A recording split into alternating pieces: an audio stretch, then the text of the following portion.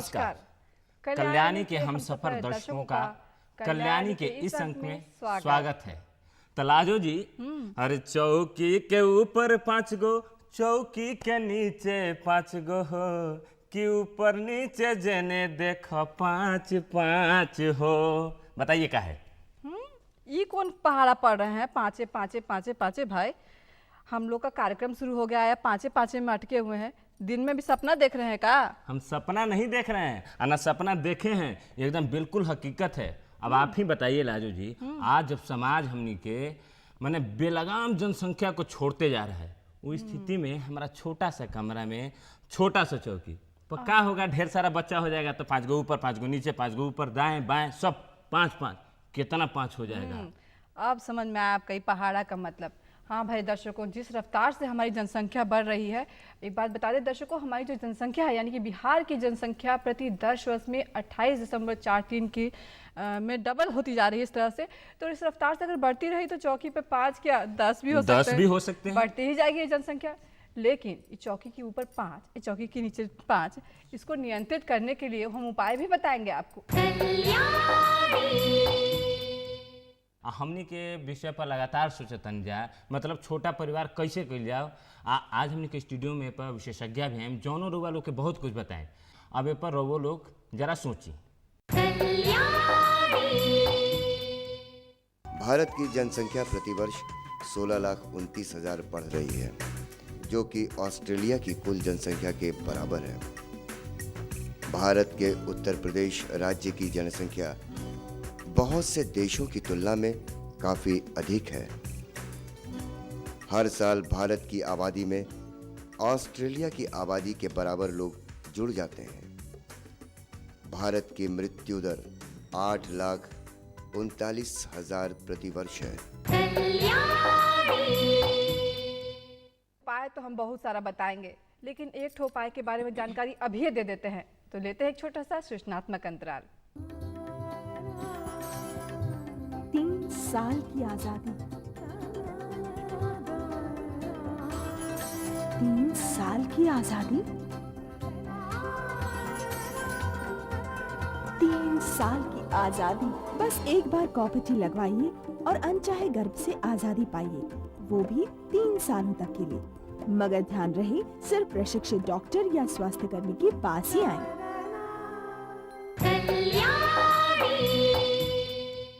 हाँ तो दर्शक भाई लोग, हमनी के स्टूडियो में अपना विषय पर जनसंख्या वृद्धि मतलब छोटा परिवार पर बातचीत करते बन जा। आवने हमनी के ज्ञानी जी गइल बनी रउआ लोग के बीच में, रउआ लोग से जानकारी लेवे ए विषय पर कि का असर हो सकेला एकर शिक्षा पर, स्वास्थ्य पर और रहन सहन पर। ताई जाओ कर खातिर देखल जाओ आपकी राय। सब दर्शक लोग के कल्याणी के ज्ञानी के तरफ से प्रणाम। ये बात तो आप लोग भी जानते हैं कि छोटा परिवार सुखी जीवन का आधार। हाँ तो भाई, जब सुखी जीवन का आधार है छोटा परिवार, तो जाहिर सी बात है रहन सहन, खान पान और स्वास्थ्य पर इसका असर पड़बे करेगा। तो यह बात जाने खातिर कल्याणी का ज्ञानी पूरी टीम के साथ निकल गया है युवाओं के पास और नवविवाहितों के पास। अभी हमारे साथ हैं समीर जी, इनकी पत्नी हमारे साथ हैं। सबसे पहले आप दोनों को शादी की बहुत बहुत बधाई और बहुत बहुत स्वागत है। धन्यवाद। समीर जी, आप पेशे से तो कलाकार हैं, लेकिन अभी बात हम कर रहे हैं छोटा परिवार होने से रहन सहन, खान पान और स्वास्थ्य पर क्या असर पड़ता है? बिल्कुल असर पड़ेगा। ऐसा है कि आज समाज की जो व्यवस्था है बहुत ग्लोबल हो गई है, लोगों की ज़रूरतें बहुत ज़्यादा बढ़ गई है। उस हिसाब से जितना छोटा परिवार रहेगा, लोगों की व्यवस्था उतनी अच्छी रह पाएगी, उनके लिए ज़रूरत की जितनी सामग्री है वो ज़्यादा अच्छी बन पाएगी। आज के जो समाज की व्यवस्था में के अनुसार टीवी, फ्रिज, वीडियो, इतनी ज़्यादा टेक्निकली सुविधा हो गई है, लोगों के पैसे की ज़रूरत बहुत ज़्यादा बढ़ गई है। तो उस हिसाब से जितने छोटे परिवार रहेगा उनकी व्यवस्था उतनी जल्दी पूरी हो पाएगी। आप क्या कहती हैं, छोटा परिवार रहने से स्वास्थ्य पर किस तरह से असर करता है? छोटा परिवार रहने से नेचुरली कि स्वास्थ्य पे तो अच्छा प्रभाव पड़ेगा ही। बच्चों के खान पान, रहन सहन, इस पर भी अच्छे पौष्टिक आहार लेंगे तो स्वास्थ्य नेचुरली है कि अच्छा ही रहेगा। बच्चे ज़्यादा बढ़ते जाते हैं तो माँ बाप उतने पैसे नहीं हो पाते कि वो अपने बच्चे को पूरे खान पान दे सके, और पूरे खान पान नहीं देने से ही बच्चे के स्वास्थ्य में बुरा असर पड़ता है और वो पूरे अच्छे से पढ़ाई लिखाई या मानसिक बुद्धि नहीं उन पर बढ़ पाती है। अगर हम छोटा परिवार को लेकर अगर रहन सहन की बात करें तो ये खास तौर से प्रभावित होता है। जैसे कि अगर एक छोटा परिवार हो तो बच्चे जो अभी जिनके लिए अभी बहुत सारे ज्ञान लेने बाकी होते हैं वो सब बड़े परिवार से ही ले सकते हैं। जैसे कि उनके संस्कार जो कि हमारी इस भारतीय संस्कृति है वो उससे वो अछूते रह जाते हैं अगर ये छोटे परिवार हो, क्योंकि छोटे परिवार में उनके दादा दादी नाना नानी वगैरह नहीं होते, जिसकी वजह से उनका संस्कार काफ़ी प्रभावित होता है। संस्कार भी प्रभावित होता है छोटा परिवार रहने से। अब आप क्या कहते हैं? स्टैंडर्ड ऑफ लिविंग इस प्रकार से छोटा परिवार रहने से इंक्रीज होगा, और अगर बड़ा परिवार रहेगा तो फिर एक ही कमाएगा, बहुत सारा खाएगा तो बहुत प्रॉब्लम होगा। एजुकेशन को ध्यान के रखते हुए छोटे ही परिवार बेटर होगा, काहे कि बड़ी फैमिली है तो उतना अच्छा से एजुकेटेड नहीं हो सकती है, इसलिए। स्वास्थ्य किस तरह से प्रभावित होता है छोटे परिवार से? अगर छोटा परिवार है तो क्या आप कोई बीमारी हुई तो आप अच्छे डॉक्टर से आप सलाह ले सकते हैं, उनके पास जाएंगे तो काफ़ी अच्छा होता है बच्चों के लिए, वो ज़्यादा फिट होते हैं। ऐसे बड़ी फैमिली होने के कारण बीमारी होने पर वो लोग अच्छे से ट्रीट नहीं करवा पाते हैं अच्छे डॉक्टर से। छोटे परिवार में रहने से खान पान प्रभावित होगा आपको। जब कोई मटेरियल बना, डिफरेंट टाइप ऑफ मटेरियल बनेगा, वो अमाउंट उसका कम होगा, उसके लिए क्वालिटी बेटर होगी उसमें। छोटे फैमिली होने से खान पान अच्छी तरह से मिल पाएगा, पौष्टिक आहार सबों को मिल पाएगा, लेकिन यदि फैमिली बड़ा होगा तो सबों को अच्छा खाना नहीं मिल पाएगा और उसका बेटर ट्रीटमेंट नहीं हो सकेगा। छोटा फैमिली से ट्रीटमेंट भी अच्छा हो सकेगा और खाना भी अच्छा मिल सकेगा और पौष्टिकता भी बनी रहेगी। छोटे परिवार में आजकल जैसे महंगाई दिन पे दिन बढ़ती जा रही है तो उसको ध्यान में रखते हुए अगर मान लीजिए किसी के फैमिली में 3-4 बच्चे ही हो गए तो उनकी पढ़ाई लिखाई पे भी, क्योंकि दिन पे दिन एजुकेशन के महंगा होते जा रहे हैं। हम लोग ही जैसे पढ़ रहे हैं, हम लोग जिसमें आ रहे हैं उसमें इतने ज़्यादा कॉस्टली पढ़ रहे हैं। अगर हम ज़्यादा भाई बहन रहें या फिर ज़्यादा फैमिली बड़ी रहती है तो उसको पढ़ाई में दिक्कत होगा, एक को रुकना पड़ता है उसके कारण से, क्योंकि सबकी इनकम लिमिटेड होती है। फिर अगर खान पान पे देखेंगे तो खान पान पे भी अगर छोटा परिवार रहता है तो उस हिसाब से उसको ढंग का खाना मिलेगा, सब चीज़ कोई भी अमाउंट उसको ज़्यादा मिलेगा, पौष्टिक ज़्यादा आहार उसको मिलेंगे। लेकिन अगर बड़ी फैमिली रहेगी तो उसी में उसको सबको मैनेज करना पड़ेगा तो उसको ढंग से नहीं मिल पाएगा। स्वास्थ्य भी देखेंगे तो स्वास्थ्य के हिसाब से भी खर्च बढ़ते जा रहे हैं। तो अगर डॉक्टर्स को ही पैसा देना रहेगा तो किसी छोटे डॉक्टर को दिखाएंगे, अगर छोटा फैमिली रहा तो उसको बड़े अच्छे डॉक्टर से एक बार में दिखा सकते हैं, उसका ढंग से इलाज हो सकता है। हर मायने में छोटी फैमिली ज़्यादा अच्छी हो। छोटा परिवार ज़्यादा अच्छा होता है क्योंकि हम हर चीज़ में वहाँ ध्यान दे सकते हैं, हर बच्चे पे ध्यान दे सकते हैं। छोटा परिवार रहने से पढ़ाई अच्छी होती है बच्चों की, हम अच्छा पढ़ाई उसको देंगे और खाने पीने में पूरा ध्यान दे सकते हैं। आप क्या कहती हैं? छोटा फैमिली अच्छा है लेकिन सारे मायने में नहीं अच्छा है। जैसे हमारे 2 बच्चे हो तो वो अच्छा है, लेकिन हमारे फैमिली में अगर सास ससुर नहीं हो या मेरे मम्मी डैडी इंक्लूडिंग नहीं हो जो कि बच्चों का, अगर मैं और मेरे हस्बैंड दोनों जॉब करते हो तो घर पे जब मेरे बच्चे आएंगे तो वो खाना कैसे खाएंगे, उनको भी कोई खिलाने के लिए होना चाहिए। इसलिए फैमिली में हर मेंबर का वैल्यू बराबर होना चाहिए। इट मीन्स कि हमारे बुजुर्गों का वैल्यू होना चाहिए। छोटे फैमिली का मतलब ये नहीं है कि उस फैमिली से आप अपने मम्मी डैडी या सास ससुर को निकाल दो।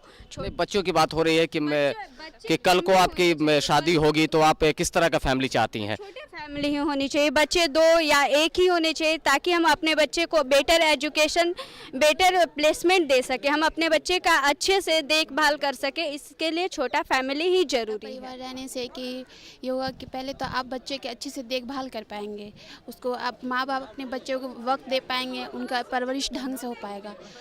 और ये तो देखभाल की बात है, लेकिन जब खाने पीने की बात आती है तो उन बच्चों को जो वक्त पे जो चीज़ भोजन चाहिए, माँ अगर साथ बच्चे की रहती है हर वक्त तो क्या उसको अच्छे से देखभाल दे पाएगी, उनको समय पे जो बच्चे को ज़रूरत है, उनकी जो ज़रूरत है छोटे बच्चे की उसको पूरा कर पाएंगे।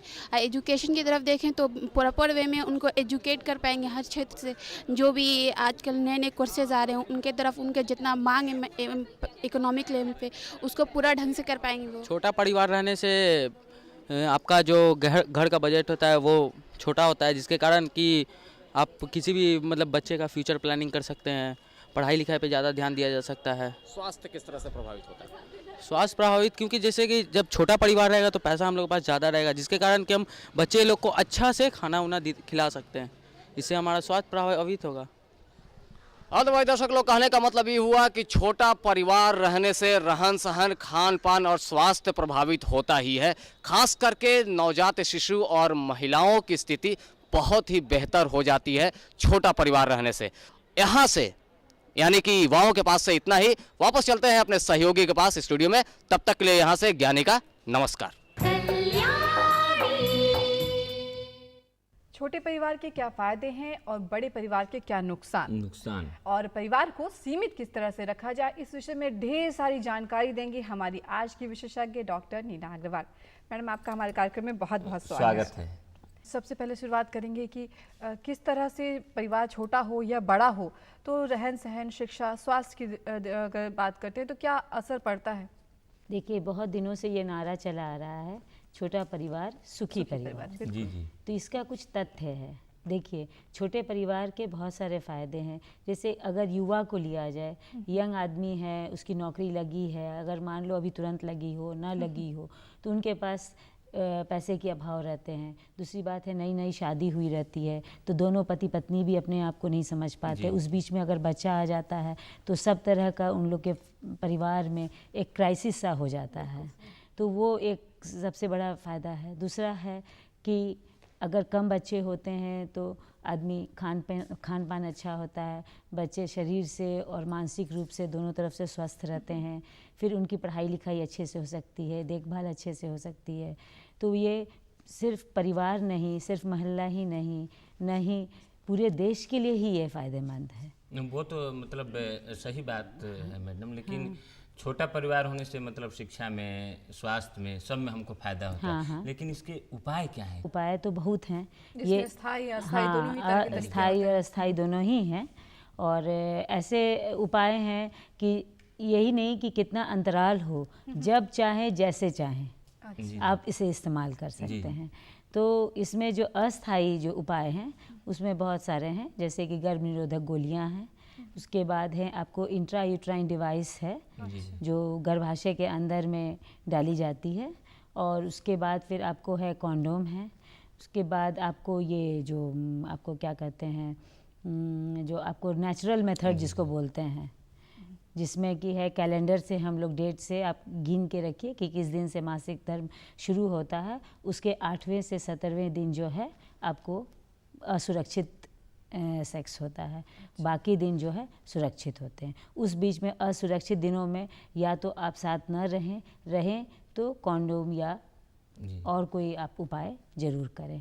और एक उपाय तो और है जो जिसे हम लोग लैम कहते हैं, लैक्टेशनल एमिनोरिया, यानी कि जिस समय माताएं अपने दूध जब पिलाती हैं तो उस समय क्या होता है कि मासिक नहीं आता है। तो शुरू के 6 महीने अगर माताएं 85% अपना ही दूध आहार दें बच्चे को, तो उसमें ज़्यादातर गर्भ धारण की संभावना नहीं यानी होती कि अर्थ ये हुआ कि बच्चे को भी स्वस्थ रख सकेंगे और इस गर्भ निरोधन का भी काम करेगा। हाँ, बिल्कुल। और फिर महिलाओं के लिए एक आया है कॉन्डोम, जैसे मर्दों में इस्तेमाल होती है, उसी तरह महिलाओं में डायफ्राम कहते हैं जो फीमेल कॉन्डोम के नाम से प्रचलित हुआ है। और फिर तो वो एक अस्थायी तरीके, स्थायी तरीकों के बारे में भी कुछ जानकारी चाहिए। हाँ, स्थायी तरीके में महिलाओं के लिए भी होते हैं और पुरुषों के लिए भी होते हैं।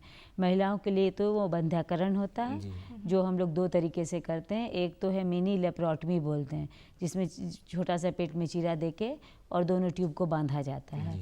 और एक होता है लेप्रोस्कोपी द्वारा, दूरबीन द्वारा, जो पेट में दूरबीन डाल के और उसमें एक रिंग पहना दिया जाता है। दोनों तरीके हैं महिलाओं के लिए।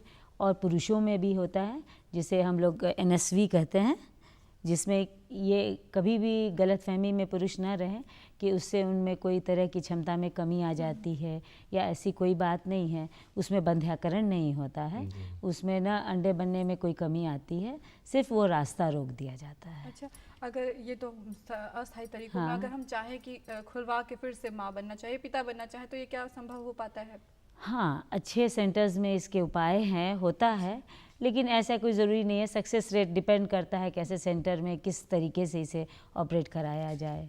अच्छा मैडम, ये जो बंध्याकरण बा महिलाओं के भी होखेला, पुरुषों के भी होखेला, तो ये दोनों में सबसे ज़्यादा कारगर करी, ज़्यादा असरदार जोना के प्रति लोग के झुकाव बा, स्वास्थ्य के दृष्टि से भी कौन बा, पुरुष वाला या महिला वाला?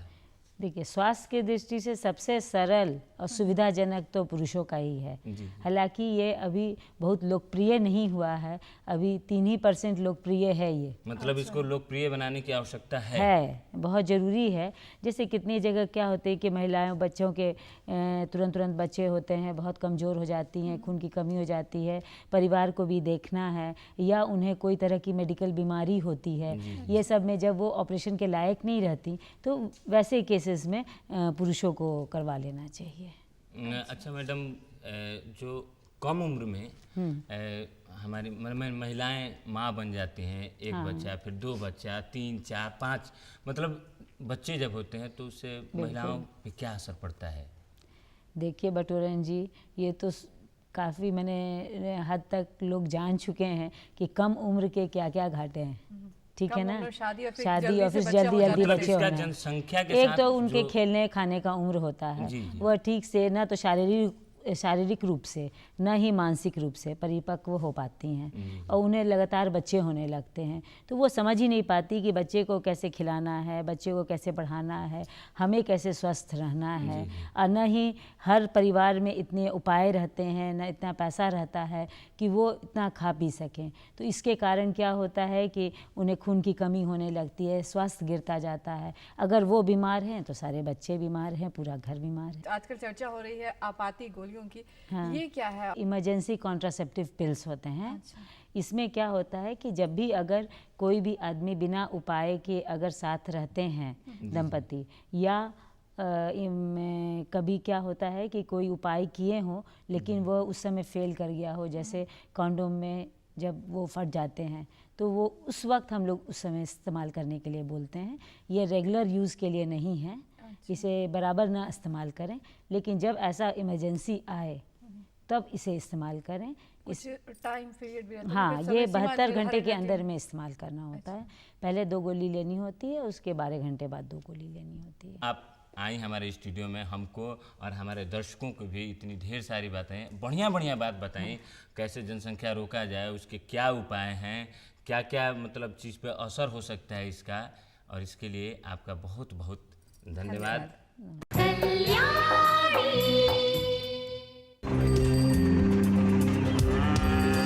मैंने फैसला कर लिया है, नई नसबंदी कराऊंगा NSV।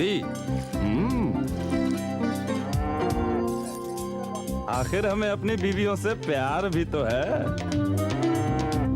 ना? नई नसबंदी NSV में ना कोई चीर फाड़ है, ना टाका, कमजोरी बिल्कुल नहीं, और काम काज एकदम पहले जैसा, और मर्दानगी भी एकदम पहले जैसी। तो फिर कल चले NSV करवाने? क्यों? बीवी से प्यार नहीं है? तभी तो 2 दिन पहले ही करवाया। अब तुम भी NSV अपनाओ और पति नंबर 1 कहलाओ। NSV पुरुष नसबंदी, वही जोश, वही प्यार।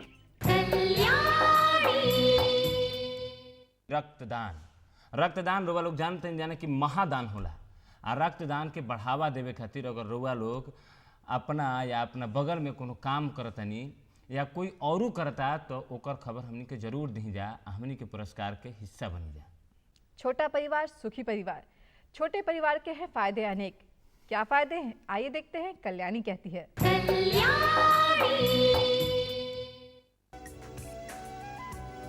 छोटा परिवार ही सुखी जीवन का आधार है। सुखी परिवार के लिए परिवार नियोजन के साधनों का उपयोग करें। परिवार को नियोजित रखने की पूर्ण जानकारी आप अपने पास के सरकारी अस्पताल से आसानी से पा सकते हैं। परिवार नियोजन के लिए आप स्थायी और अस्थायी साधनों को अपना सकते हैं, जैसे कि अस्थायी साधन कंडोम, कॉपर टी, दवाइयाँ इत्यादि। इस अंक के लिए इतना ही। अगले अंक में ढेर सारी जानकारियों के साथ फिर होगी आपसे मुलाकात। मुलाकात तो होगी दर्शक भाई लोग, लेकिन ध्यान रखे के बाद कि चौकी के ऊपर, चौकी के नीचे, चौकी के दाएं बाएं के मामला एकदम बंद। यही के साथे साथे हमनी के रउआ लोग से लेते हैं विदाई। नमस्कार।